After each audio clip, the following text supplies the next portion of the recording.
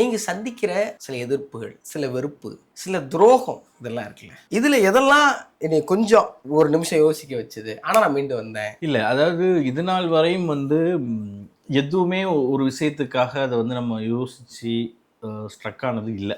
Like நான் கூட மீட்டிங்கில் அடிக்கடி சொல்லுவேன், தண்ணி மாதிரி ஒரு குப்பை விழுந்தாலும் இழுத்துட்டு ஓடிட்டு இருக்க வேண்டியது தான், ஒரு பூ விழுந்தாலும் நம்ம தண்ணி மாதிரி இழுத்துட்டு போயிட்டு இருக்க வேண்டியது தான். ஸோ இந்த பீப்புள்ஸ் சரௌண்டிங் நம்ம கூட இருக்கிறவங்க இல்லை நம்மள கூட இல்லாதவங்க, maybe whatever the mindset, positiveness or negative, அது எந்த வகையிலையும் இதுவரை என்னை டவுன் பண்ணது இல்லை.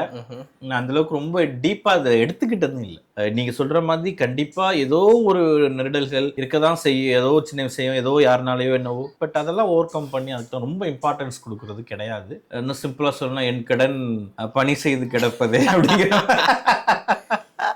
என் கடன் பணி செய்து கிடப்பதே அப்படிங்கிற மாதிரி அதெல்லாம் மைண்டில் போட்டுக்காம பாட்டு அடுத்தடுத்து வேலை வேலை வேலை வேலை வேலைன்னு போயிட்டே இருக்க வேண்டிய போயிட்டு இருக்கோம், அவ்வளோதான்.